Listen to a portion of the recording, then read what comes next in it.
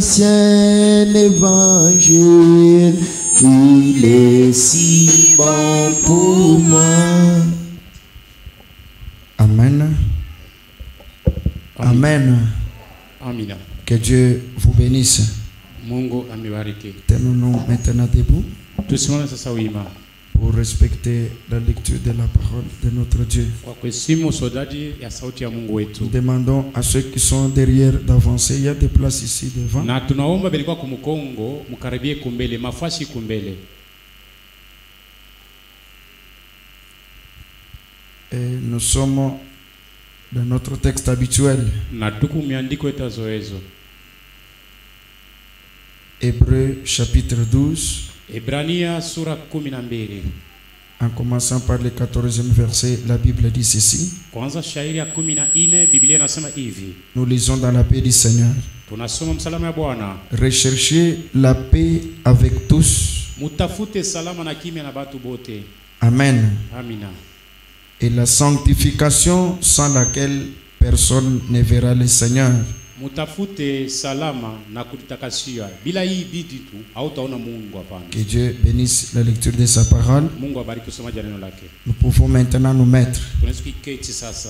Faisons à la prière que vous avez faite. Na tunafanya tumaini kwa maombi mlifanya. La Bible nous dit recherchez la paix avec tous. Biblia inatuambia tutafute salama na batu bote. Et la sanctification sans laquelle personne ne verra le Seigneur. Na kutakasiwa bila hivi vitu mtu asitaona Bwana. Veillez à ce que nul ne se prive de la grâce de Dieu.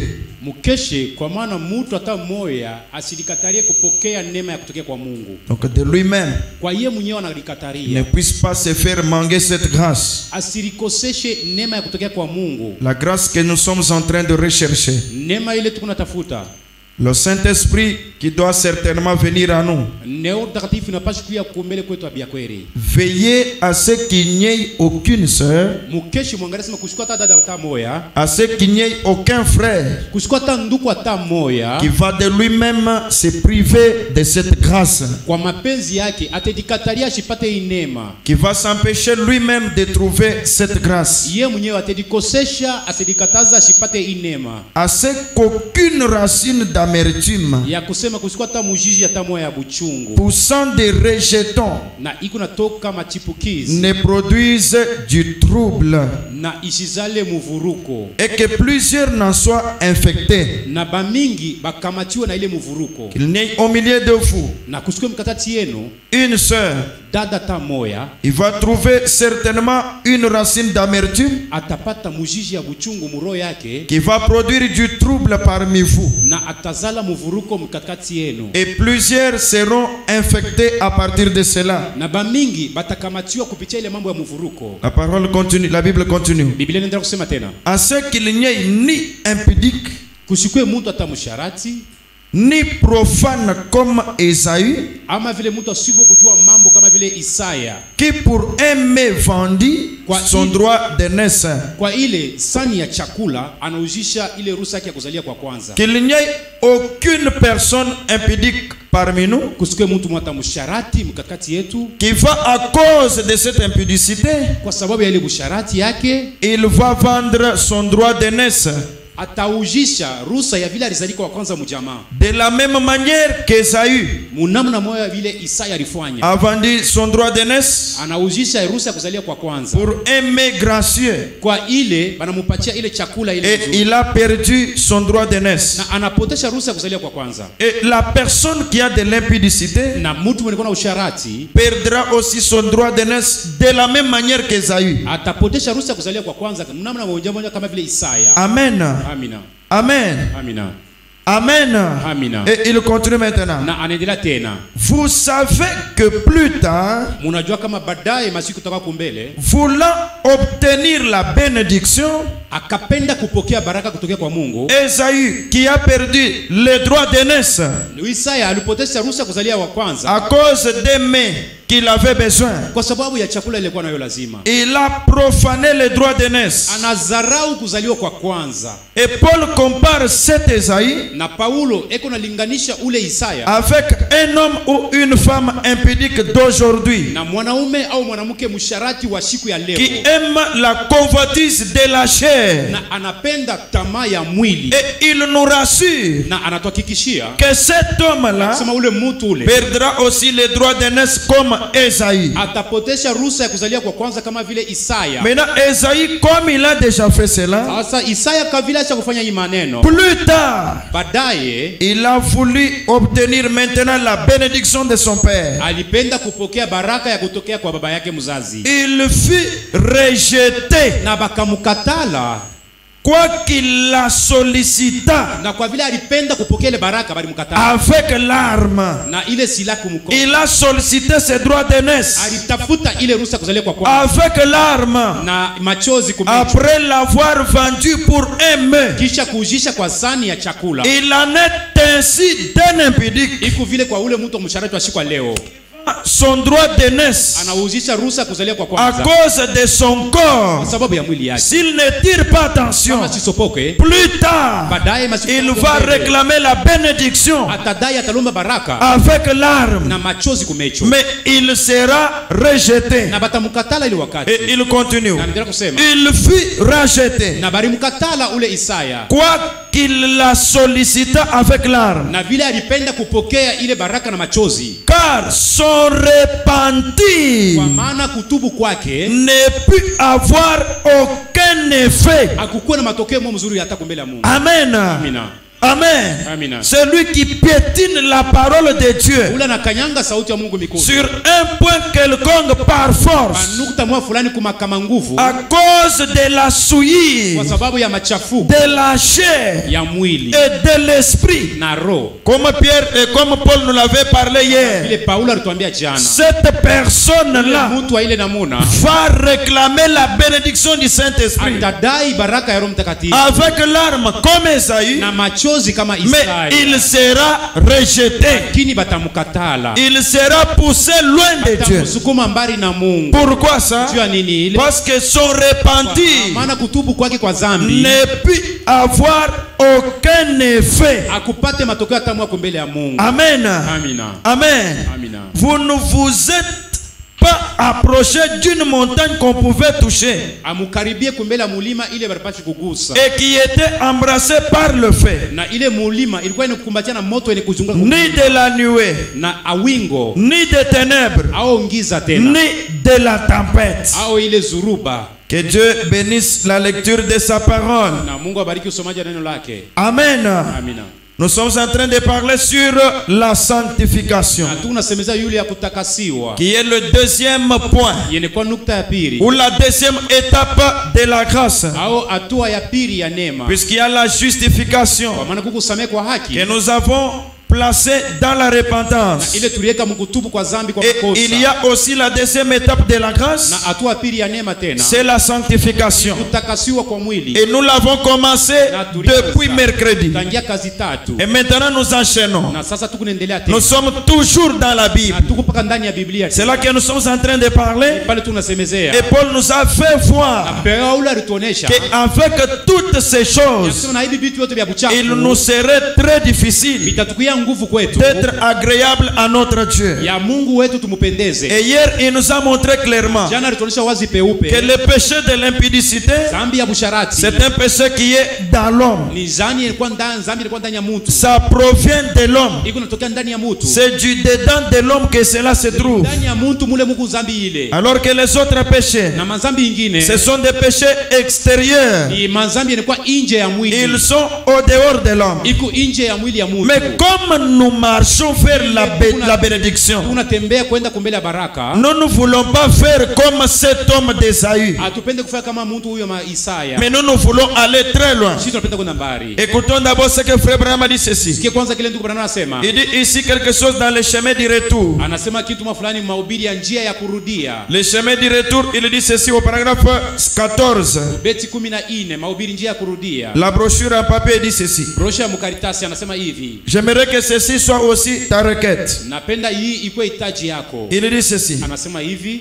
C'est comme j'ai dit, c'est comme l'a dit un vieil homme de couleur. Ni kama vile ule mtu mweusi wa zamani alisema ile mambo. Qu'est-ce qu'il a dit, frère Branham? Alisema mambo gani? Un homme de couleur comme nous a dit ceci. Mtu mweusi kama vile shie mzee alisema kama hivi. Il dit que vous savez, mnajua, il y a longtemps, huko muda mrefu, il a dit, akasema, j'ai parlé au Seigneur. Nilisema na Bwana. Je lui ai dit que je voulais que mon chemin soit clair. Na mimi nimwambia sema Bwana, mimi napenda njia yangu ikuwe wazi mweupe. Seigneur, pendant que je suis en vie, wakati niko mzima, pendant que j'ai le bon sens, wakati niko na mazamiri mzuri, pendant que j'écoute bien, niko nasikia mzuri, j'ai tous les raisonnements possibles, kuna mawazo yote mzuri na uwezekano, j'ai tout ce qu'il faut à moi. Yote vinastahili ndani yangu. J'aimerais que maintenant même, napenda hapa sasa Bwana, que mon chemin soit clair, njia yangu iwe wazi mweupe, que mon chemin soit purifié, iwe ni kusafisha, ni kutosha buchafu, que mon chemin soit épuré, iwe ni kutosha buchafu, qu'il n'y ait aucun obstacle sur mon chemin. kizuizo hata kimwa munjia yangu. J'aimerais que mon chemin soit clair. Napenda njia yangu iwe wazi mweupe. Pourquoi ça? Njia nini ile? Je ne voudrais pas d'ennui Mimi sipende matabu mambo ya nguvu nguvu. quand j'arriverai à la rivière, Wakati tafika ku bahari, quand j'arriverai à la fin de ma vie, Seigneur, mwisho maisha yangu Bwana, je n'aimerais jamais trouver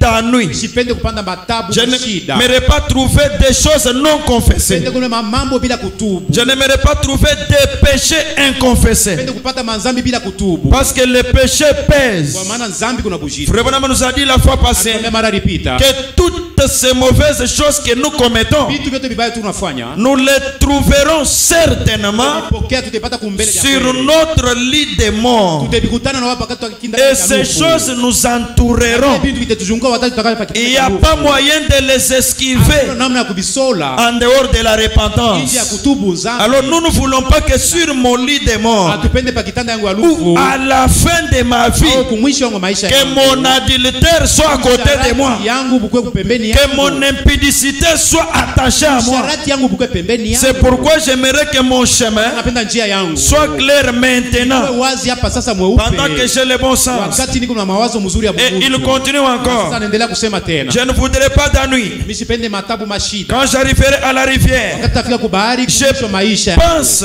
donc na wazi ya hivi basi. que c'est presque ce que nous avons tous comme sentiment. Dini ni vile vyote tunayo kama mawazo. Que nous tous qui sommes dans cette église cet après-midi, kanisa magharibi, les sentiments que nous avons à nous, mawazo mania ile tuko nayo, les besoins que nous avons, lazima tuko na les souhaits qui rongent notre cœur, nia yenye kwa ndani ya moyo wetu, c'est d'avoir un chemin ya clair, kuwa na njia mzuri mweupe, un chemin sanctifié, nia yenye kutakasiwa, comme Paul nous a dit, kama vile Paulo alituambia, ayant mwenye kuwa na malako ya aina muna. Amen. Amina. Purifions-nous maintenant Tudisafishe, tutoshe uchafu de sasa, toute souillure de la kwa chair machafuko yote ya et mwili de l'esprit. na ya roho. Il continue maintenant Anaendelea ceci. kusema tena hivi, Il dit ceci. anasema hivi, C'est le sentiment de chacun de nous. ni mania ya kila mmoja wetu. Cela exprime plutôt la chose. Ile kunaonyesha kitu kivile, Nous ne voulons pas d'ennui à la rivière. atupende matabu mashida kubahari Parce que ce sera un temps de bousculade. itakuwa wakati ya kusukumana na sukumana, Ce sera un temps de secousse wakati terrible ya mtingiziko ya nguvu sana. à ce moment-là. Ule wakati Ainsi, nous voulons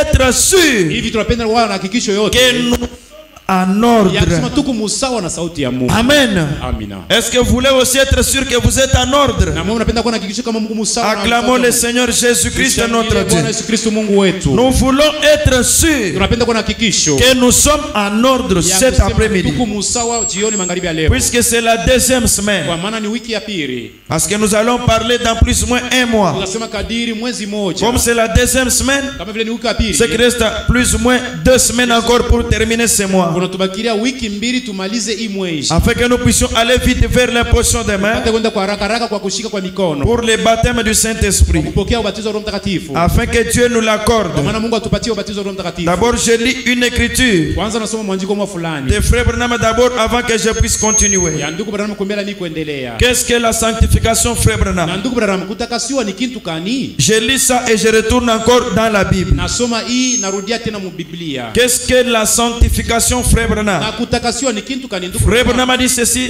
dans la prédication intitulée Ndugu Branham anasema hivi mu mahubiri ni kuitiwa La dédicace d'une église, matoleo ya kanisa. prêché le 8 juillet 59. Yelikubila sare ya kenda mwezi ya 7 mwaka 58. Je suis au paragraphe 14. Beti 14. Frère m'a dit qu'est-ce? Ndio unasema ni kitu gani hiki? Il répond, Anajibuia, l'ami pécheur. rafiki yangu mtenda dhambi. Non, non, l'assemblée. Makutano yote. Les pécheurs y entrent et écoutent. Na batenda dhambi beko naingia na beko nashikia. Dans cette assemblée que nous sommes. Makutano yetu iko. Toi qui as les péchés là-bas. Wewe mlikuwa na mazambi kule. Moi qui ai les péchés ici. Mimi nilikuwa na mazambi huko. Nous tous qui avons des péchés. Si bote nilikuwa na mazambi. Nous sommes entrés dans l'assemblée de Dieu ce soir. Makutano ya Mungu magharibi ya leo. Et la parole dit, Na sauti nasema, les pécheurs y entrent batenda dhambi beko naingia mu et makutano. écoutent. Banashikia sauti ya Mungu. C'est là qu'ils mangent. Ni pale beko nakula chakula cha kiroho. Ils mangent dans l'assemblée. Beko nakula mu makutano. C'est pourquoi il faut venir dans l'assemblée. Kwa mu makutano. C'est là que les pécheurs mangent. Ndio pale batenda dhambi beko nakuri ya chakula. Qu'il apprend Na beko nafunda. que Jésus est mort à sa Na place. banajua sema Bwana Yesu alikufa pafashi yabo. À sa place, à lui qui est un pécheur coupable. Pafashi yabo yewe mnekuwa mtenda dhambi. Moi qui suis un pécheur coupable. Mnekuwa mtenda dhambi mkosefu. Jésus est mort à ma Bwana place. Yesu alikufa pafashi yabo. On m'apprend ça dans l'assemblée. Beko nifundisha hii mambo mu makutano. Maintenant il continue. Sasa naendelea kusema. Suis-je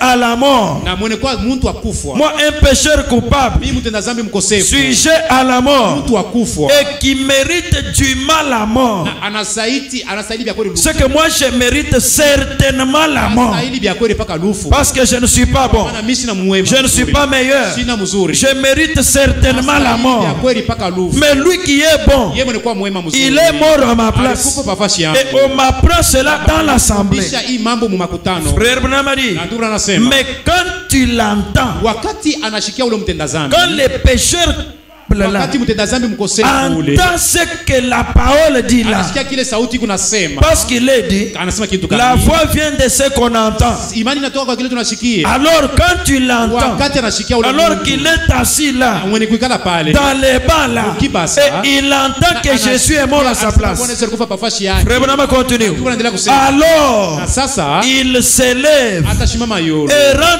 Na témoignage analeta ushuda qu'il n'est pas digne. ya kusema ashistahili. Que Dieu bénisse. Mungu ambariki. Que Dieu bénisse. Mungu ambariki. Quand on prêche la parole, la parole touche les pécheurs. Kusa mtenda dhambi. Les pécheurs entendent la parole.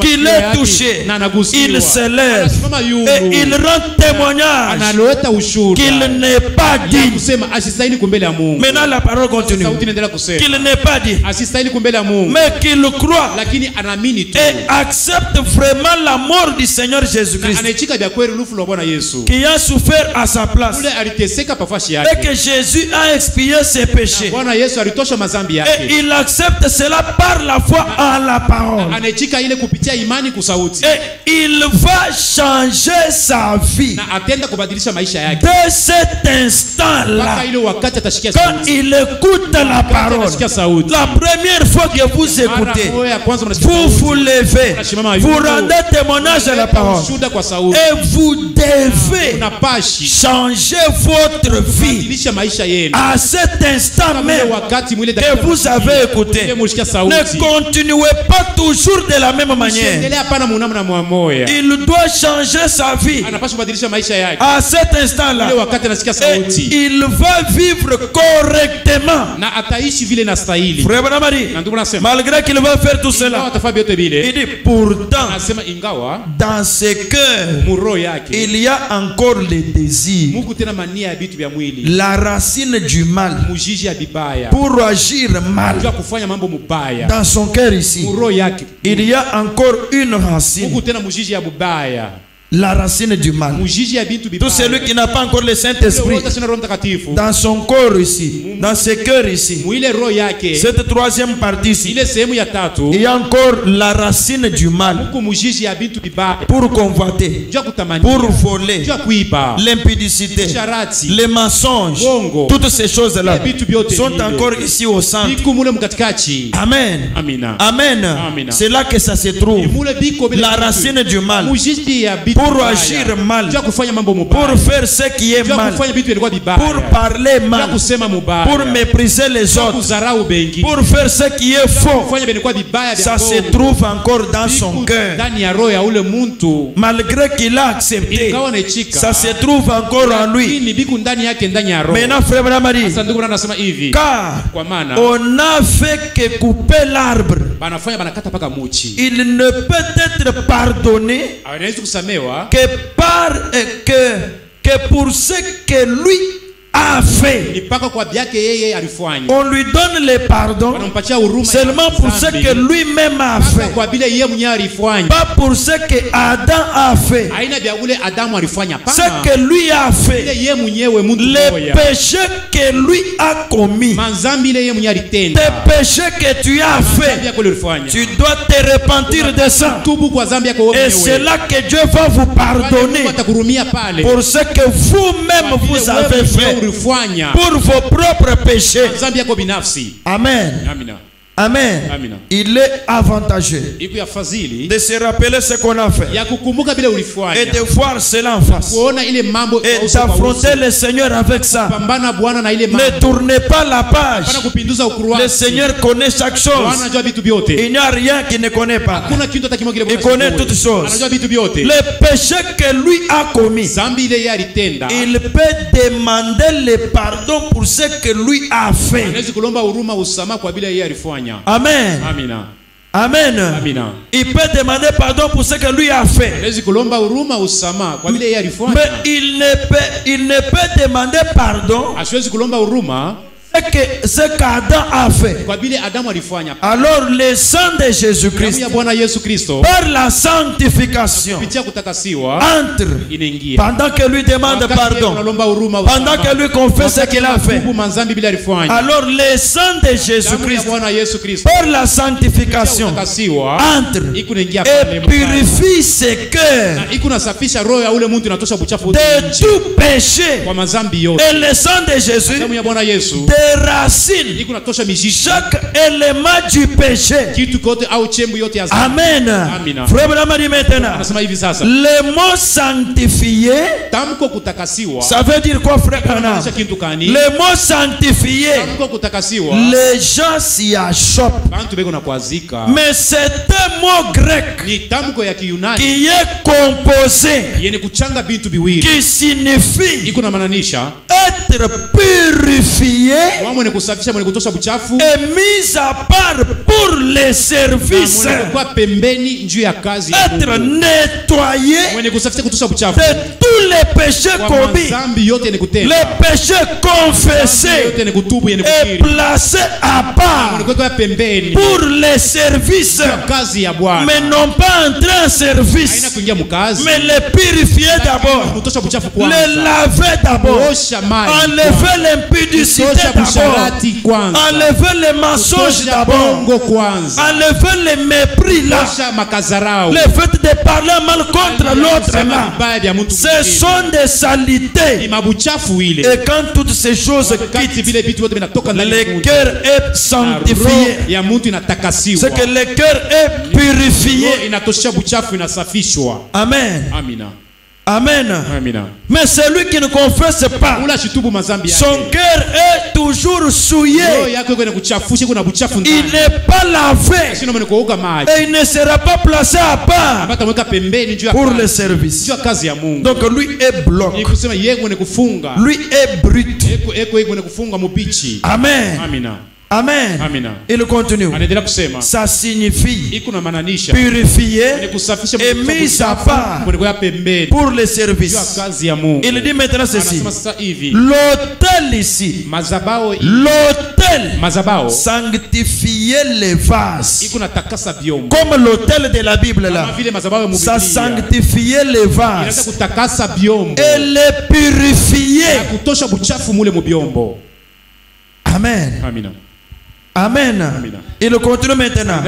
Il dit, et il était mis à part pour le service. Mais être mis à part pour le service ne signifie pas encore la mise en service. On est mis à part. On est placé quelque part attendant le service. Amen. Maintenant, frère Branham a dit, mais quand le Saint-Esprit entre dans ce vase, sanctifié, c'est-à-dire quand le Saint-Esprit entre dans ce vase purifié, mis à part pour le service, quand le Saint-Esprit entre, il le remplit et le met au service du Seigneur. Amen. Amen. Amina. Il remplit qui? Les vases purifiés. Un cœur nettoyé. Un cœur qui a tout confessé. Un cœur qui n'a aucun péché inconfessé. Qui n'a aucun mal caché. Qui a fait la table rase. Qui a tout dit. Amen. Amina. Amen. Amina. C'est ça le cœur purifié. Et je crois que vous serez du nombre. C'est ça la sanctification. C'est ça la sanctification. Maintenant je retourne dans la Bible. Nous sommes en train de parler de la sanctification. Et qu'est-ce que nous devons arranger?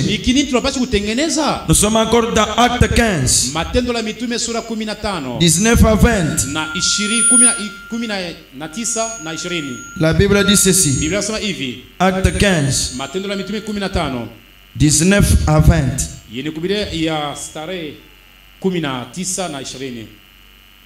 Nous avons compris ce que c'est la sanctification selon Frère Branham.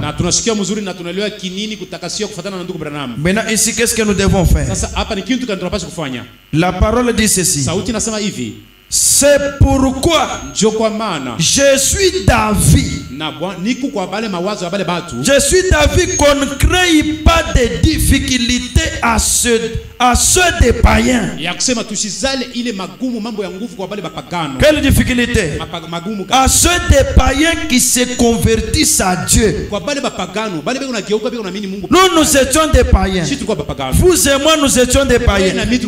Et ceux qui n'ont pas le Saint-Esprit même ce soir, ils sont des païens.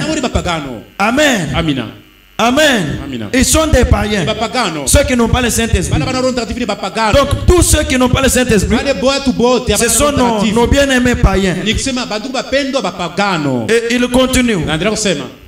Pour ne pas faire de difficultés à ceux des païens qui se convertissent à Dieu, mais qu'on leur écrive de s'abstenir de souillir des idoles.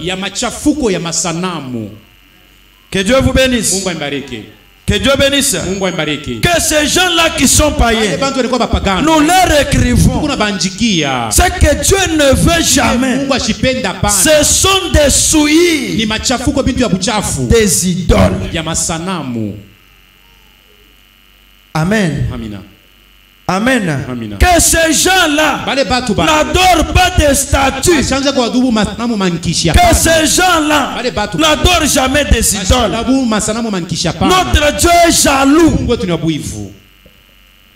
Nous devons les écrire. Ils doivent se repentir. S'ils sont complices dans ces choses, nous leur écrivons de s'abstenir, de souillir des idoles. Celui qui adore l'idole, il est souillé. Nous devons leur écrire de s'abstenir aussi de l'impudicité. Toute la Bible crie contre l'impudicité. Donc c'est lui qui est dans ce point et qui n'arrange pas, il n'ira pas au ciel. Il n'entrera pas dans le Saint-Esprit. Ça, ce n'est pas un moment à dorloter. Vous êtes notre frère. Vous êtes notre sœur impudique. Nous vous gardons. Nous vous gardons. Après l'imposition des mains, nous allons continuer à vous dorloter. Mais pendant cette période, même si c'est déjà 20 ans, remontez dans la vie passée et déterrez ces choses et arrangez-les. La Bible est contre cela. D'un bout à l'autre. Ici nous sommes en acte. Que ces gens-là, même s'ils sont païens, qu'ils s'abstiennent de l'impudicité. Encore s'abstenir à quoi? Ces gens-là doivent s'abstenir aux animaux étouffés. Qu'ils ne mangent pas les animaux qui meurent par eux-mêmes, dont on n'a pas fait couler le sang, qu'on n'a pas immolé. On ne mange pas ça. Ils sont étouffés. Dieu est contre ça. Dieu est contre ça.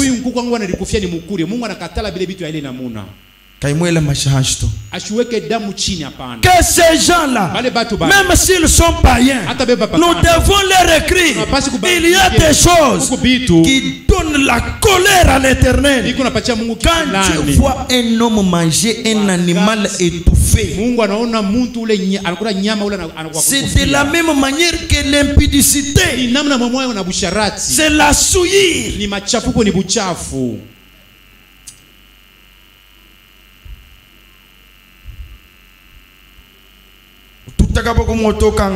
Banapika ule imbwa kupikipika ali wewe mala mwana kabeba mbio nenda kakuria kwako. Amen. Amina. Amen. Amina. Ben beto nzolo tubala nenda nongban nzolo ye ngwetu ubike muri nsana mufu. Musuba nonga yende anangaika ungu paka ngugu ni wangu tolala naye munyumba. Anangaika paka bushiku hivi anakufa lwake. Acha ni mukuri lwake. Kwa tanzolo mushingu nyengu vula to kamata nkuku mushingo na kuku anapenda kumushika wewe kuna vinya paka mushingo nguvu njoo mukuri. Et vous mangez ça. Na unakuria nkuku ule bila kumwanga damu chini. Nous devons dire à ces gens de s'abstenir du sang. Ya badichunge bashanze kula vile vitu ya kulikufia. De s'abstenir aussi du sang. Na kuchunga de basikunya damu tena ya bitu. Mshaze kunya damu ya bitu. On la mashi, oui, kasumba mashi. Unenda musoko, unenda kuza damu ya nyama fulani, unakuwa nayo kumulango na pika, unakuria. Mungu anakatala. Quelle catégorie de gens? Anasema atua kanya bantu bena kuria damu ya nyama. Ils doivent être sanctifiés. Bantu wanapaswa kutakasiwa.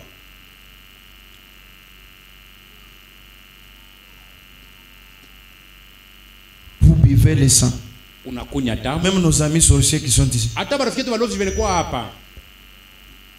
ils prennent du sang humain. Je dis que ces gens-là s'abstiennent à des choses pareilles. Même s'ils sont païens, qu'ils ne fassent jamais ces choses. Même ils sont des nations, ils ne doivent jamais faire ça. 28 maintenant. Les mêmes livres. Car il a paru bon au Saint-Esprit et à nous. Il a paru bon au Saint-Esprit et à nous les disciples de Jésus de ne vous imposer d'autres charges que celui qui est nécessaire. Qu'est-ce qui est nécessaire? Savoir de vous abstenir de viande sacrifiée aux idoles.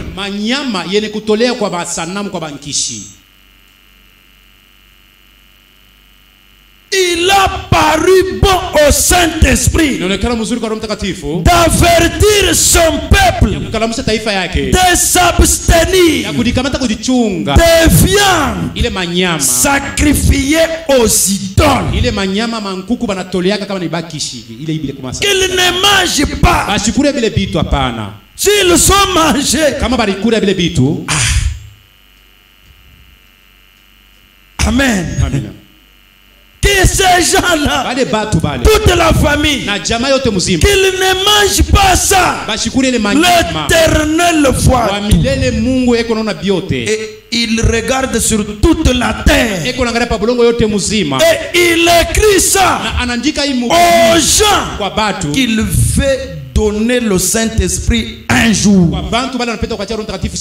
Les gens qui doivent être la race élue, la race séparée, la race des gens élus par Dieu pour aller dans l'enlèvement et trouver le Saint-Esprit. Que ces gens-là ne mangent jamais, au grand jamais, des viandes sacrifiées aux idoles.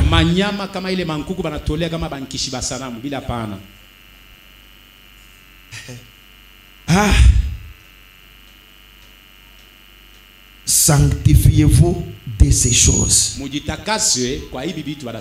Il continue de s'abstenir du sang des animaux étouffés. Abstenez-vous. Même si vous avez faim comment, ne mangez pas les animaux étouffés. Ne mangez pas les viandes sacrifiées aux idoles. Ne faites pas introduire vos enfants dans des choses pareilles.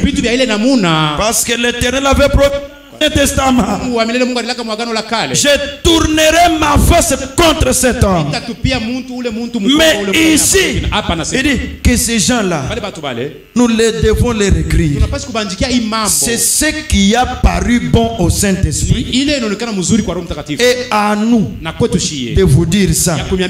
Il continue encore que ces gens-là s'abstiennent encore d'impudicité. Il répète encore ici: ce qui est apparu bon au Saint-Esprit, c'est qu'aucun parmi vous ne soit impudique.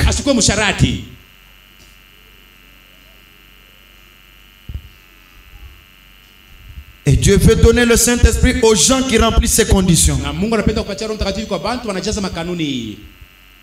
Aux gens qui remplissent ces conditions et qui sont d'accord avec la parole. Ce sont là des vases purifiés et mis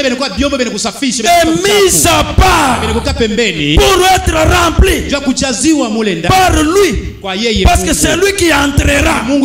C'est celui-ci qui dit: car il a paru bon au Saint-Esprit. Or nous parlons du baptême du Saint-Esprit. Mais le Saint-Esprit a trouvé bon que le pasteur Joseph dise aux gens dans lesquels le Saint-Esprit entrera de s'abstenir à ces choses.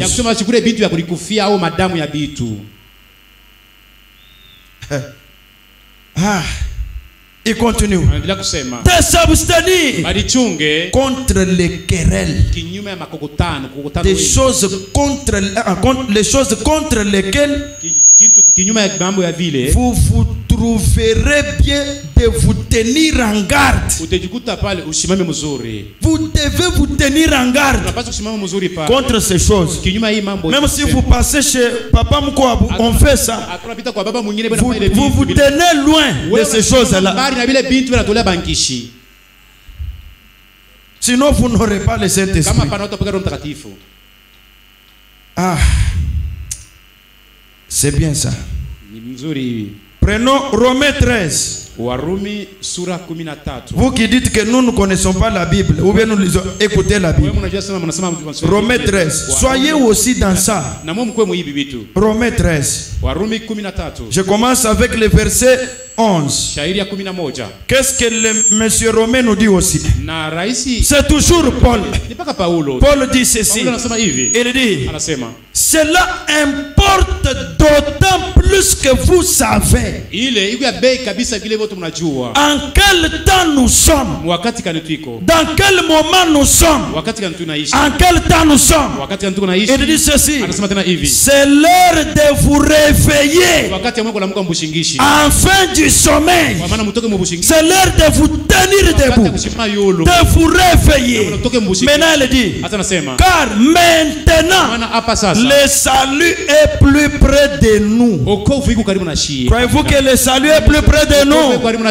Le salut c'est le Saint-Esprit. Le salut est plus près de nous. Comme le salut est plus près, écoutez l'ordonnance. Le salut est plus près de nous que lorsque nous avons cru. La nuit est avancée. Le jour approche.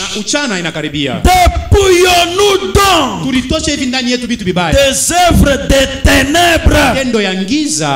Amen. Amina. Et revêtons l'arme de la lumière. Il dit maintenant ceci. Marchons honnêtement en plein jour. Soyons honnêtes. Sanctification. Soyons honnêtes en toutes choses. Parce que le jour approche. Et il continue. Loin des excès et de l'ivrognerie. Loin des excès et de l'ivrognerie.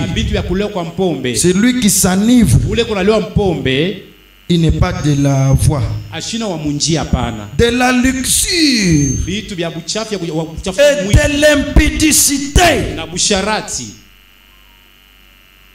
L'heure est grave. Le salut est plus près de nous.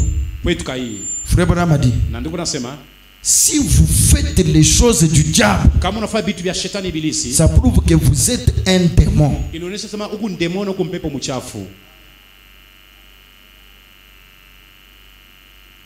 Amen. Amina. Amen. Amina. Amen. Amina. Je lis d'abord Frère Branham là-bas. Les esprits séducteurs. Avant que nous puissions continuer. Les esprits séducteurs. William Branham dit ceci. Vous aimez William Branham?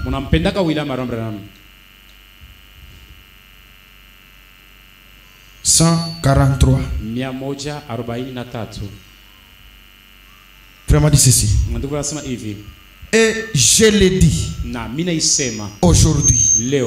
Tous ceux qui veulent vraiment trouver Dieu, tous ceux qui veulent trouver le Saint-Esprit, y a-t-il quelqu'un qui veut réellement trouver le baptême du Saint-Esprit? Levez un peu les mains. Ceux qui veulent vraiment trouver Dieu. En tout cas, que Dieu vous bénisse. Maintenant, écoutez la condition. Et je l'ai dit aujourd'hui, tous ceux qui veulent vraiment trouver Dieu, ils ne permettront à aucune église de leur dicter des choses qu'ils ne peuvent pas vivre. Telle ou telle chose. Si vous avez en vous la nature de Dieu, vous vous tournerez vers la sainteté. Les gens qui veulent vraiment trouver Dieu, ils se tourneront vers la sainteté. C'est-à-dire, sans la sainteté, sans Dieu. Avec Dieu, avec la sainteté. C'est pourquoi Paul dit, recherchons la paix avec tous et la sanctification, sans laquelle personne ne verra le Seigneur. Tout celui qui est souillé ne verra jamais le Seigneur, à moins qu'il se sanctifie. C'est pourquoi Branham a dit, tous ceux qui veulent vraiment Napenda kuona Mungu vya kweli. Qui ont la soif. Nilikuwa na kiu. Qui désirent ardemment. Napenda nguvu sana kabisa. Trouver Dieu. Pata Mungu. Se tourneront vers la sainteté. Batageuka banangalia paka utakatifu. C'est toujours le deuxième point. Paka nukta ya pili. La sanctification. Si le cœur désire Dieu, vous devez vous tourner premièrement vers la sainteté. Et Dieu viendra après. La sainteté tire Dieu. Amen. Une vie sainte. Amen. Dieu enseigne. Mais celui qui est contraire à ça, c'est son problème. Il dit ceci: vous vous tournerez vers ce qui est bien. Celui qui a vraiment besoin de Dieu, ils se tourneront vers la sainteté. 2. Ils se tourneront vers ce qui est bien. 3. Vous défendrez ce qui est bien. 4. Vous ferez ce qui est bien. 5. Vous penserez ce qui est bien. Vous tournerez vers la sainteté. Si vous avez réellement soif du baptême du Saint-Esprit, la première chose, vous allez vers la sainteté. La deuxième chose, vous faites ce qui est bien. La troisième chose, vous pensez bien. La quatrième chose, vous vous tournerez vers les biens. La cinquième chose, vous vivrez selon ce qui est bien. Si vous cherchez vraiment Dieu, sauf c'est lui qui ne cherche pas vraiment Dieu.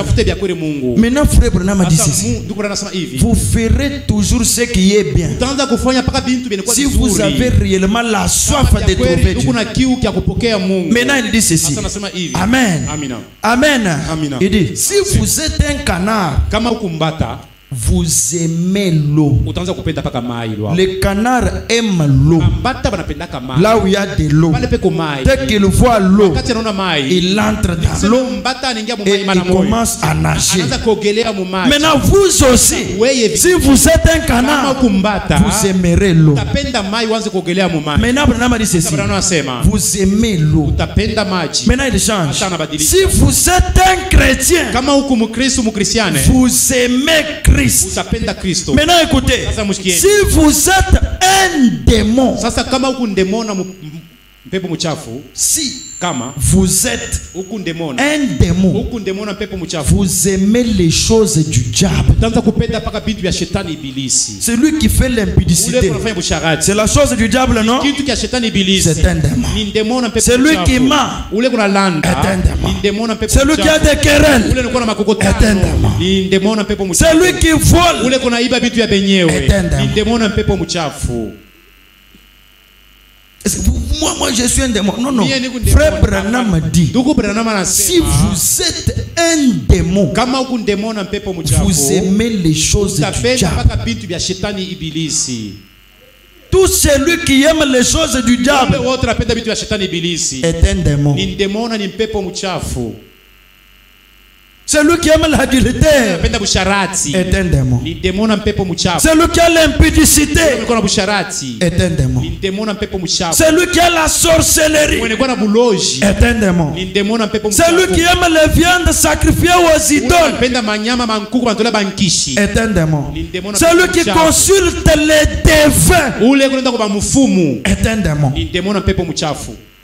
Frère Branham dit: si vous êtes un démon, vous aimez les choses du diable. Si vous êtes une bise, c'est un animal. Si vous êtes une bise, qu'est-ce que vous allez faire?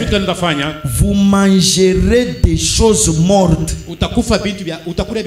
Si vous êtes un cochon, Frère Branham dit: vous mangerez du fumier.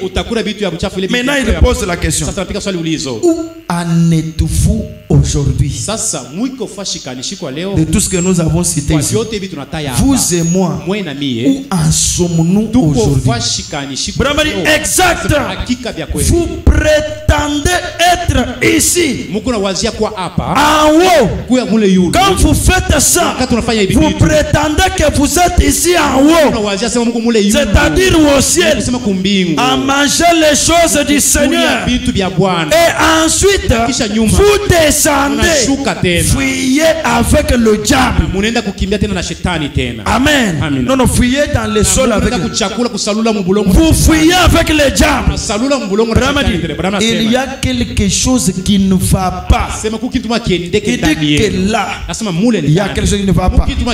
Arrêtez d'écouter ces esprits. Ces esprits que vous écoutez, de faire l'impudicité, de tromper, de marcher sans la sainteté. Frère Branham a dit, ce sont des démons. Amen. Amina. Tous ces esprits-là, ce sont des démons.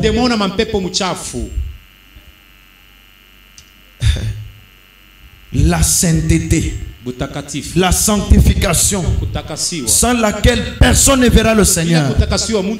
Et probablement on définit cela. C'est que la sanctification, c'est un mot composé.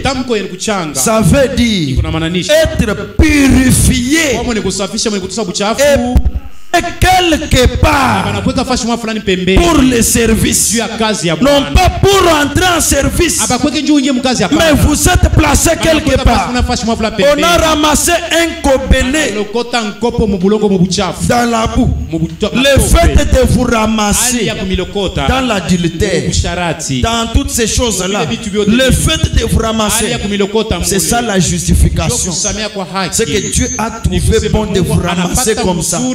Maintenant, il vous place à l'église. Il commence à donner la parole. Il donne la parole.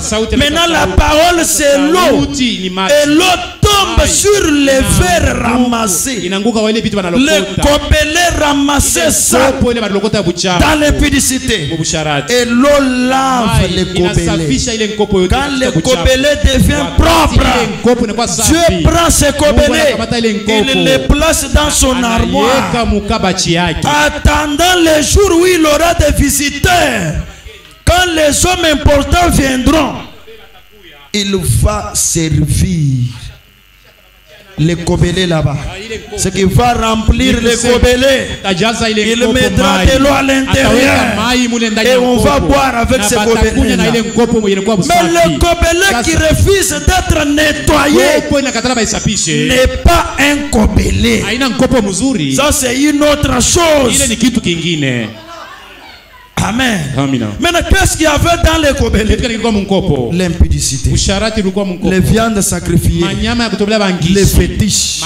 Laissez-moi vous choquer. Un féticheur ne change pas.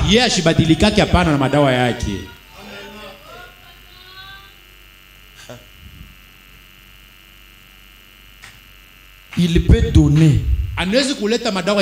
Nous brûlons. Donne les fétiches, nous brûlons. Et donne tout, nous brûlons. Quand on termine, la racine reste. Il peut même être baptisé, justifié, sanctifié, mais il peut refuser le Saint-Esprit. Parce que son âme est dans un fiel amer.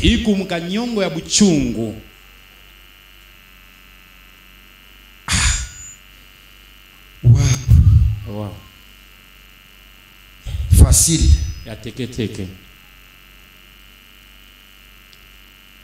La repentance, non, la sanctification. Je prends le point 100. les mêmes messages, les esprits séducteurs, les points saints. La parole dit ceci: c'est pareil pour chaque chrétien né de nouveau. Vous qui avez déjà le baptême du Saint-Esprit, mesurez-vous maintenant ici. Vous qui êtes déjà né de nouveau, ça fait longtemps, déjà que vous êtes en Christ. Frère Branham dit, c'est pareil pour chaque chrétien né de nouveau. Une fois qu'il a vraiment pénétré en Dieu, il compare sa vie à la parole de Dieu. Tout celui qui a le Saint-Esprit, qui s'appelle fils ou fille de Dieu, qui a déjà le baptême du Saint-Esprit, tous les jours, il compare sa vie à la parole de Dieu. Et quand il compare, il termine. Branham a dit, il constate qu'il est aligné sur elle. Sa vie est aligné sur la parole de Dieu en tout point. Il n'y a pas un endroit où il ne se sent pas à l'aise. Non. En tout point, il est aligné sur la parole. Cet homme qui est rempli de Saint-Esprit, il compare sa vie tous les jours. Et il découvre que quand il fait un geste, c'est la parole. Quand il agit de cette manière, c'est toujours la parole. En tout point. Si ce n'est pas ça, c'est un autre Saint-Esprit. Ce n'est pas celui qu'avait Pierre ou celui qu'avait Paul. Il continue.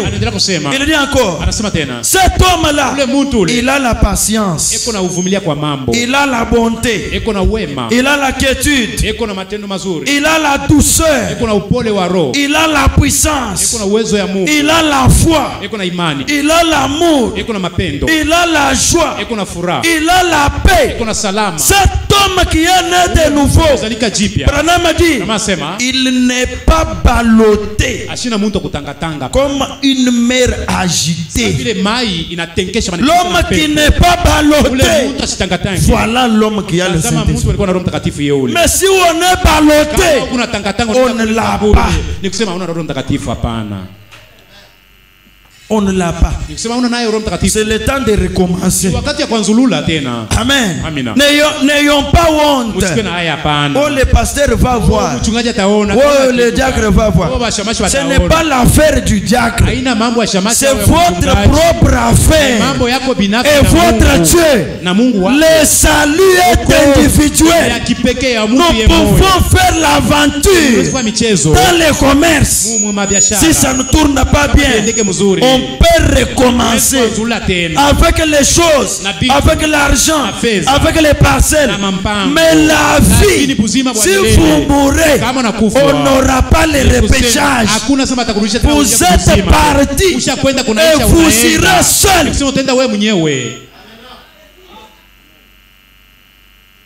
Frère Branham a dit, un homme rempli du Saint-Esprit ou une femme remplie du Saint-Esprit n'est pas ballotté comme une mer agitée. Il dit que cet homme-là ne se tracasse pas pour chaque petite chose qui arrive. Quand quelque chose lui arrive, il ne se tracasse pas. Frère Branham a dit, il ne saute pas ici et là.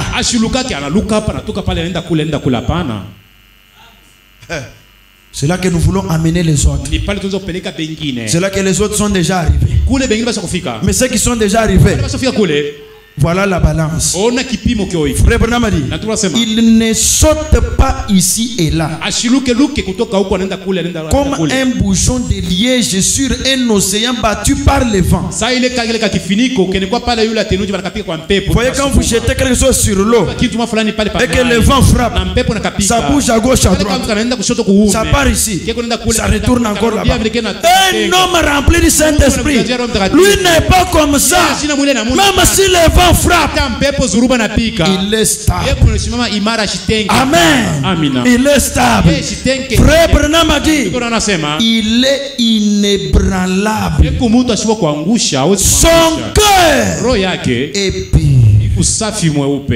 Un homme rempli du Saint-Esprit, une femme remplie du Saint-Esprit, son cœur est pur. Il n'y a pas l'impudicité, il n'y a pas les doutes, il n'y a pas les mensonges. Il n'a jamais commis encore un péché. Il est pur devant son maître. Il marche dans la sainteté. Son cœur est pur. Frère Branham continue. Ses pensées sont pures. Même dans la pensée, il n'a pas de mauvaises pensées. Mais si ça vous vient si souvent, des mauvaises pensées si souvent, recommencez. Ces pensées sont pures. Frère Branham a dit, ses intentions sont pures. Que Dieu bénisse ceux qui ont déjà le baptême du Saint-Esprit. Vous qui avez le baptême du Saint-Esprit, que le Seigneur Jésus vous bénisse. Nous sommes des voyageurs, mes frères. Nous allons retourner chez nous. Nos pensées sont pures. C'est pourquoi Paul nous a dit, et purifions-nous de toute souillure de la chair et de l'esprit. C'est que l'esprit, dans les pensées de l'esprit, nous avons la pureté. Dieu ne fait jamais de demi-Saint-Esprit. Non.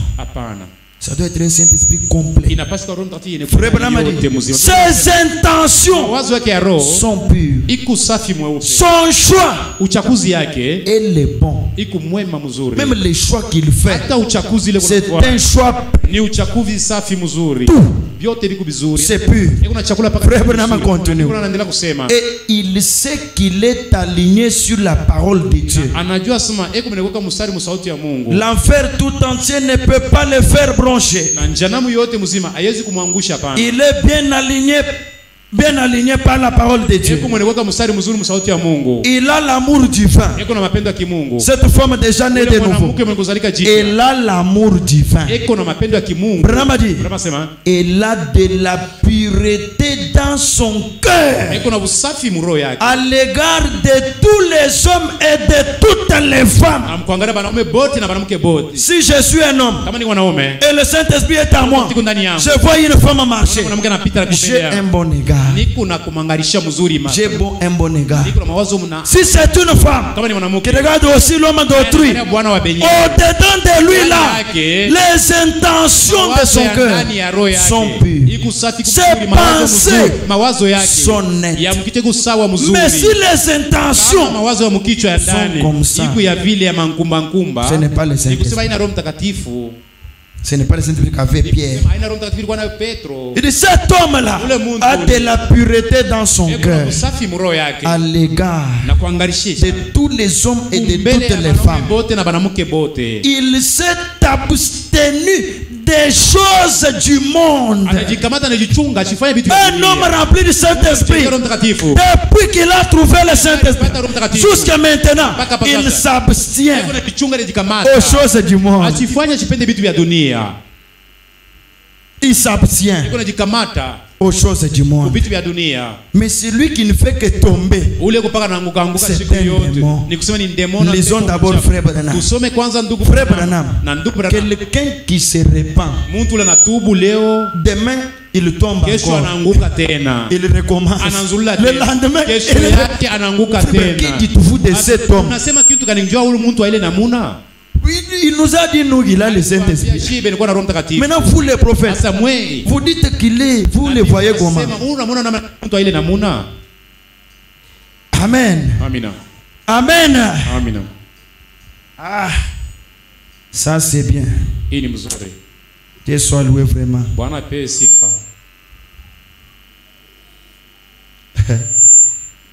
Facile. Je recherche d'abord là-bas, je n'avais pas prévu.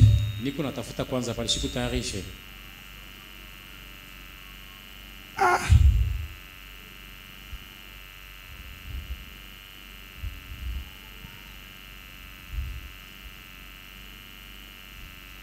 Mon frère, ma sœur, nous parlons du Saint-Esprit.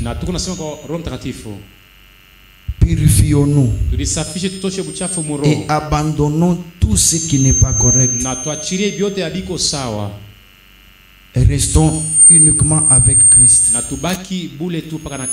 Parce que c'est Christ seul qui peut nous faire quelque chose. Amen. Amen. C'est Christ seul. Encore seul.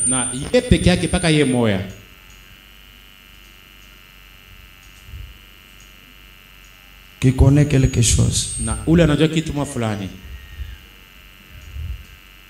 Alors si vous ne l'écoutez pas, c'est ce qui est faux. Je lis d'abord ici. Frère Branham dit ceci. Amen. 146. Toujours les esprits séducteurs. Frère Branham prie. Notre Père céleste, alors que nous voyons ces esprits séducteurs sur les gens, les esprits de l'enfer, nous les voyons déjà sur les gens. Frère Branham dit, et sachant qu'il méprise les choses de Dieu, c'est lui qui méprise les choses de Dieu. Il est habité d'un esprit séducteur. Je te prie, oh Dieu, de te saisir de chaque homme et de chaque femme qui sont ici aujourd'hui. Que ce jour, Seigneur, soit celui où il prendra conscience. Ils prendront conscience que leur vie ne cadre pas avec la parole. Que ces gens aujourd'hui prennent conscience, malgré qu'ils ont dit qu'ils sont sauvés, mais s'ils sont dans ces choses, qu'ils prennent conscience que leur vie ne cadre pas avec la parole et qu'ils ont écouté ce qu'il ne fallait pas. Ils ont écouté des choses, le mépris des autres, à gauche, à droite, ce qu'il ne fallait pas écouter. Ils ont écouté ce qu'il ne fallait pas. Que le diable les a tranquillisés avec ces espèces de magazines d'histoire vécue. Amen. Quand nous voyons des choses mauvaises, c'est le diable qui nous a tranquillisés dans cela. Il nous a stoppés sur ça. Frère Branham continue. Ces espèces d'anneries du monde, cette espèce de cinéma et de télévision sale que nous avons dans nos téléphones, ce que nous voyons sur le net, des télévisions sales, des cinémas sales, des films mauvais, c'est le diable qui les a tranquillisés dans ces cinémas. Frère Branham continue. De télévision sale. Oh Dieu, c'est inconcevable qu'un chrétien puisse regarder des choses pareilles. Ils ont dit qu'ils sont chrétiens, mais ça dépasse mon entendement. Qu'un chrétien puisse regarder des choses pareilles. Oh Dieu, ça nous rend malade. Tu as dit que ça te rendait malade au point de vomir. Tu as dit un chien retourne à ce qu'il avait vomi, et un cochon retourne dans son bourbier. Un vieux chien vomira quelque chose. Frère Branham a dit de voir une espèce d'hypocrite qui prétend être né, mais qui ne l'est qu'à moitié. Venir à l'autel et on dirait que vous allez vomir le monde. Ils repartent de plus belle et mangent cette chose-là de nouveau. C'est un hypocrite, Seigneur, mais il dit qu'il est né de nouveau. Il ne serait pas ici quand il quitte, il remange la même chose. Oh Seigneur, Frère Branham continue. Il repart de plus belle et mange cette chose-là de nouveau. Oh Dieu, purifie ta maison, Seigneur. Comme cet homme est entré dans ta maison, alors Seigneur, je te prie, purifie même cette maison.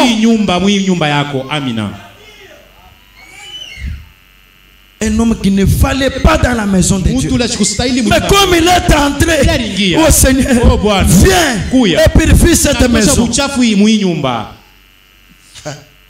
À cause de toi, frère, demande de la prière, de la purification de la maison. Frère, continue. Purifie ta maison, Seigneur. Alléluia. Envoie le Saint-Esprit pour convaincre les gens de leur culpabilité à la manière d'autrefois, au point de purifier le goût d'un homme. Amen. Le goût d'un homme. Quels sont nos goûts? Nous qui sommes chrétiens, nous aimons voir quoi? Des télévisions sales. Nous écoutons des musiques sales. Seigneur, purifie ta maison.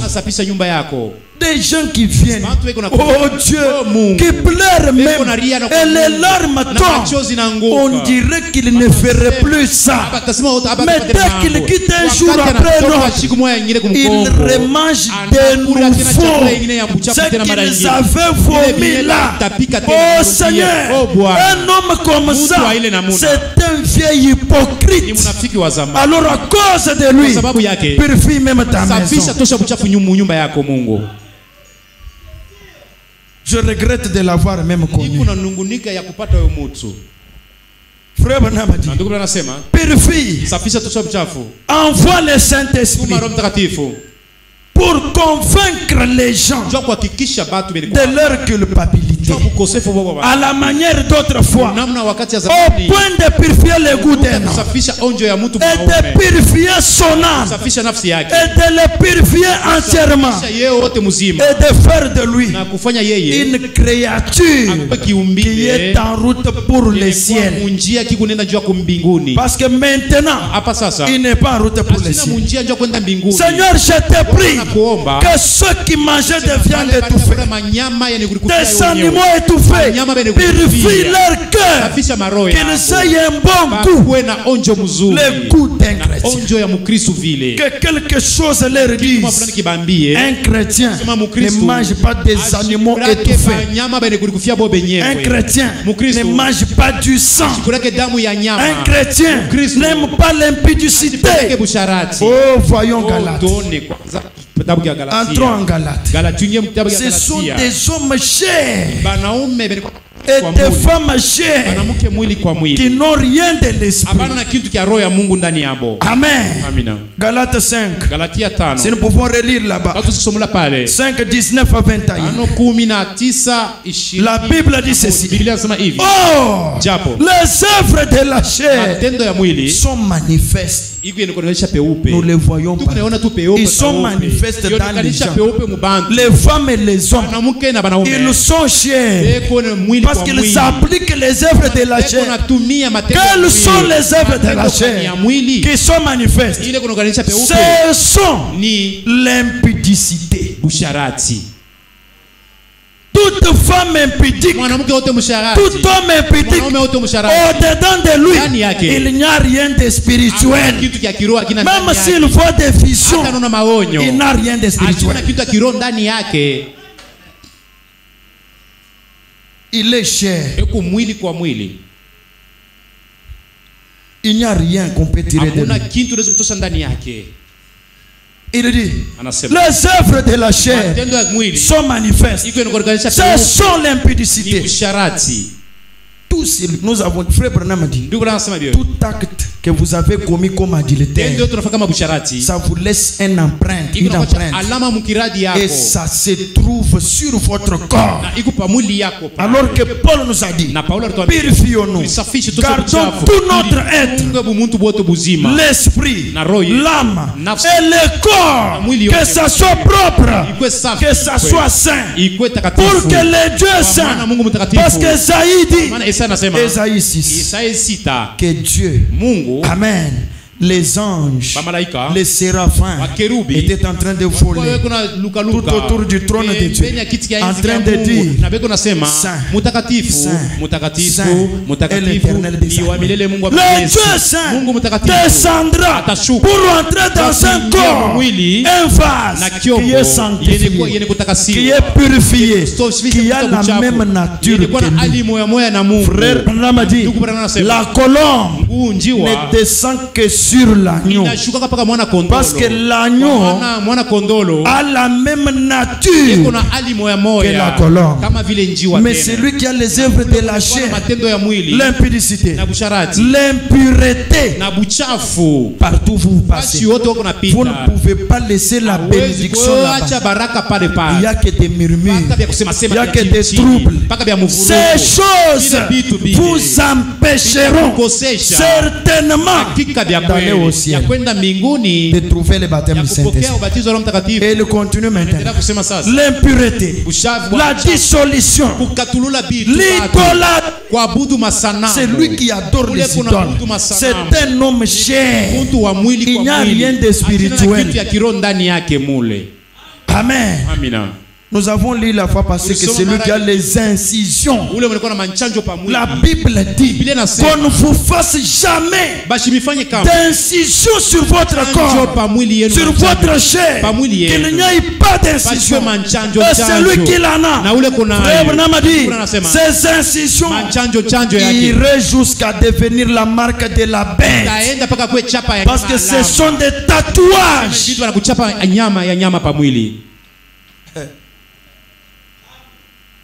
Purifions-nous. Et le continue. L'idolâtrie, la magie. Celui qui a la magie. Vous avez dit que celui qui a la magie, dans les Grecs on dit si c'est cachache, quelque chose comme ça. Cachache, c'est-à-dire soit magie, sorcellerie, fétiche. Ce sont là les traductions. C'est-à-dire ces gens-là, ils ne seront pas sauvés. Faut vous dire la vérité. Nous sommes déjà à la fin. Faut vous dire la vérité. Dieu avait donné l'ordre dès qu'on arrête la magie. Magicienne, les mois là, vous êtes là, tout ça, on vous arrête, on vous tue. Il n'y a pas question de demander pardon. C'est pourquoi la Bible dit, Paul dit la magie, c'est une œuvre de la chair. C'est lui qui essaye de faire la magie.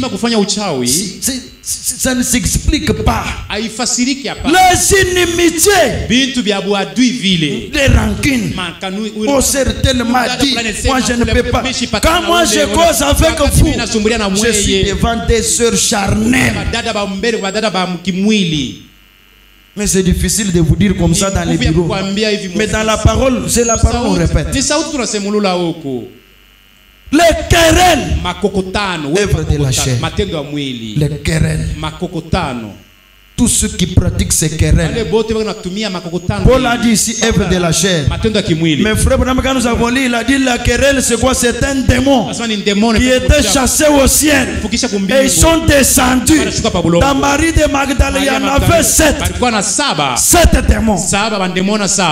Querelle, vantardise, moi, quelqu'un comme moi, vraiment dit que tu n'es rien, je ne suis rien, je ne suis qu'une motte de terre, une poussière qui retournera à la poussière. Mais l'homme au-dedans là, voilà la chose valeureuse, voilà la chose importante qui rencontrerait le Seigneur un jour.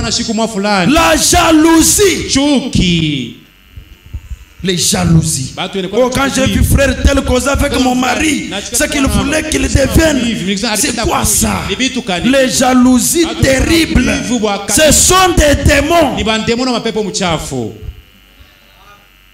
Les gens qui ont ces jalousies, ils sont chers. Il n'y a rien de spirituel en eux et en eux. Les animosités. Pour la regarder parmi les chrétiens de Galates, il a vu que ce sont des animaux.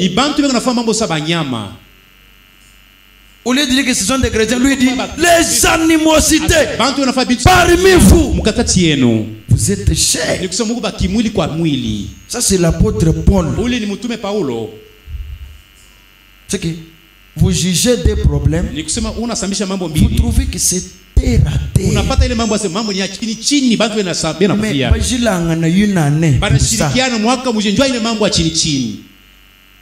Même son petit garçon peut lui dire maman, est-ce que toi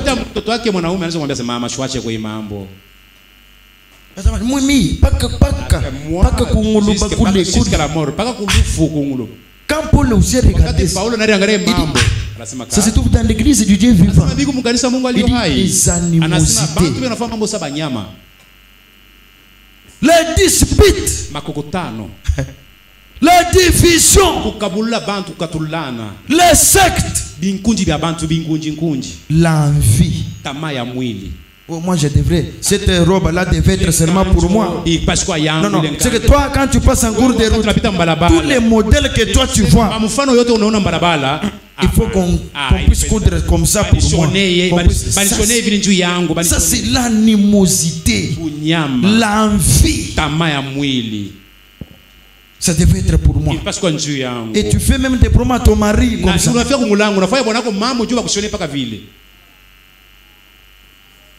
Paul regarde. Il dit, l'envie, l'ivrognerie. Les frères ivrognes. Écoutez, pour un frère ivrogne, écoutez ce que frère Branham a dit. Il lui a dit quelque chose. Notre précieux frère ivrogne, écoutez. Notre précieux frère ivrogne. Comme j'ai cité là, Paul, maintenant je vous lis. Frère Branham a dit ceci.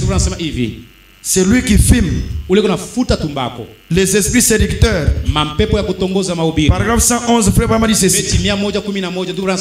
Non, non, je peux commencer. Oui, oui, prenons même 11, 111. Branham dit, ne condamnez pas les pécheurs. C'est lui qui est pécheur là. Branham nous a interdit de les condamner. Mais on va lui dire quoi? Branham dit, ne condamnez pas les pécheurs. Ayez pitié de lui. Il vit un moment très critique. Ayez pitié de lui. Laissez-le continuer à fumer sa pipe. C'est lui qui fume. Branham nous dit de te laisser fumer. Parce que tu nous fais pitié. Laissez-le continuer à fumer sa pipe. C'est lui qui boit. Laissez-le boire. Frère Branham a dit, laissez-le avoir sa partie de cartes. C'est là qu'il trouve son plaisir. Ne le blâmez pas. Quand il rentre à la maison et tout fatigué, épuisé, il veut avoir du plaisir. Ce que vous devez faire, vous, c'est de vivre une vie tellement sanctifiée que vous pourrez lui prouver qu'il a 10 000 fois plus à retirer de l'évangile que de ces choses. Et s'il meurt dans cet état-là, il ira en enfer avec son alcool.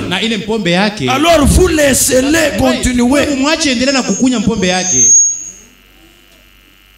Laissez-les aller de l'avant. Mon ami, bon appétit. Ajoute encore un autre casier. Les ivrognes, que Dieu vous bénisse.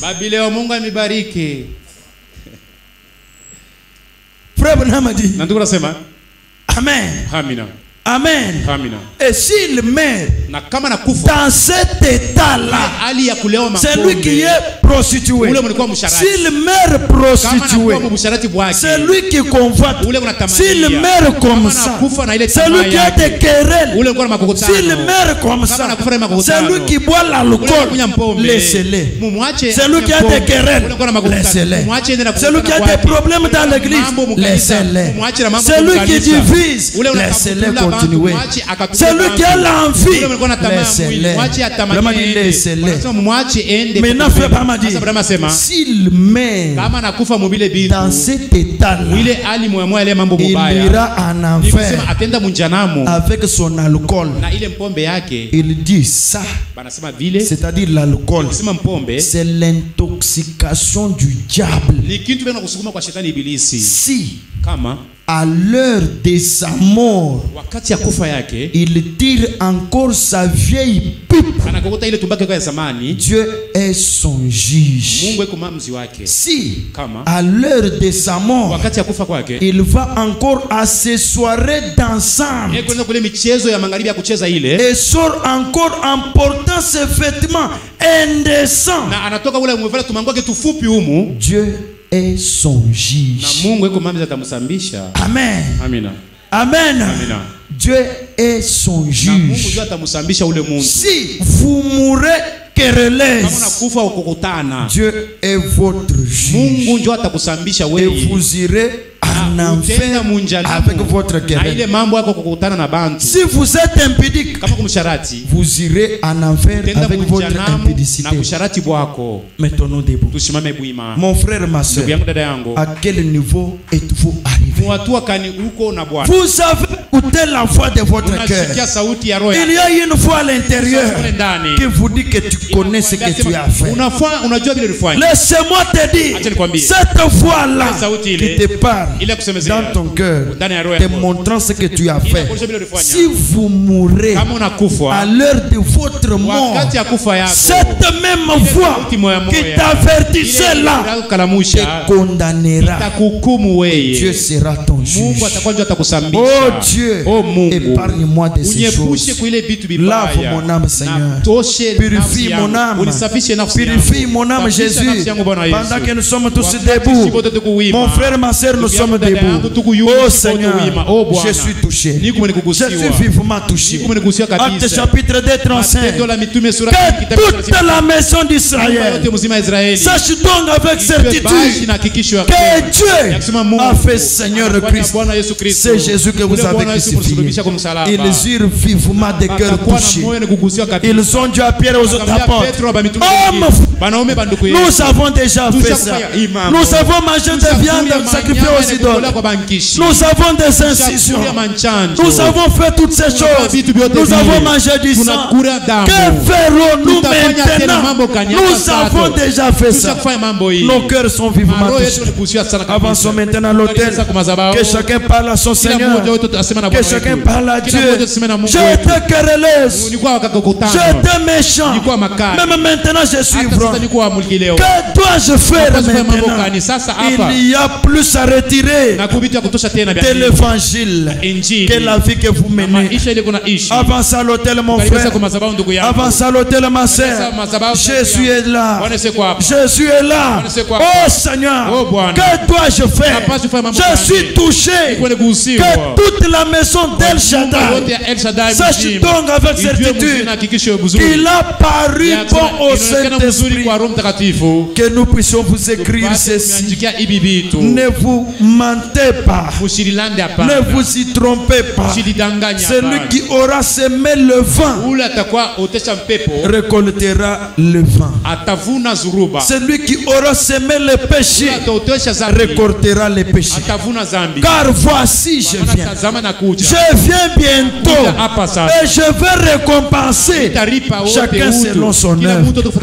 Mon frère et ma sœur, qu'as-tu fait devant le Seigneur? Qu'as-tu fait que tu ne peux pas ranger? Qu'il n'y ait aucune impureté parmi vous, aucune impudicité parmi vous, aucun murmure parmi vous. Ne mangez jamais des animaux étouffés. Ne mangez jamais des animaux sacrifiés aux idoles. Ne consultez jamais les défunts. N'adorez jamais des idoles. L'Éternel Dieu parcourt la terre avec ses regards. Avec ses regards. Et il voit toute la terre. Il connaît le cœur de tout un chacun. Il connaît nos intentions. Les intentions du cœur. Les pensées du cœur. Dieu regarde ça. Quelles sont les pensées, mon frère, que tu as dans ton cœur? Quelles sont les intentions que toi tu as tous ces jours? Quelle est l'imagination que toi tu t'es fait dans ta tête? Oh mon frère, dépose cela sur le calvaire. Dépose cela sur Christ. Dépose sur l'agneau de Dieu. Place tes mains sur l'agneau. Dites agneau immolé. Tu es mort pour moi. Tu es mort pour moi par le calvaire. Mais voici maintenant devant ta face. Oh, tout agneau de Dieu, l'alpha et l'oméga, le commencement et la fin. Je viens au devant de toi. Le commencement et la fin. Mon âme a certainement besoin de toi. Mon cœur est touché. Purifie-moi, Seigneur. La sanctification, c'est être purifié et mis à part pour le service. Et celui qui purifie, ce n'est pas un homme, c'est Jésus la parole. C'est le Saint-Esprit. Envoie le Saint-Esprit, Seigneur, et convainc les cœurs des gens de leur culpabilité, qu'ils voient leur péché, qu'ils puissent prier, qu'ils puissent pleurer, qu'ils se couvrent de sacs et que les larmes tombent, qu'ils se jettent dans la repentance, au point que le Saint-Esprit verra qu'il y a du sérieux. Ce qui manque au Seigneur, au frère, ce qui empêche le frère d'être sauvé, c'est un manque de confession sincère. C'est un manque de confession sincère. Éternel Dieu, je fais ma part, Seigneur. Je fais ma part. Mais le reste, c'est toi qui peux le faire. Oh Dieu, place cette parole dans tes enfants. Les jours sont mauvais. Reconnaissez dans quel temps nous sommes. Dans quel temps nous vivons. Dans quel jour nous vivons, frère. Combien de temps nous reste à passer sur cette terre, mes frères bien-aimés? Les temps sont écoulés. La Russie est en guerre. L'Ukraine est en guerre. L'Israël est en guerre. L'Irak est en guerre. Oh, les temps sont écoulés. Les temps sont partis. Les Hamas sont en guerre.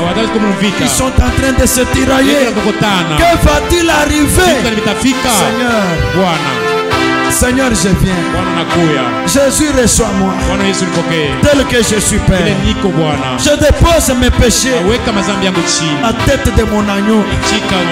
L'agneau sans défaut. L'agneau qui n'a pas de défaut.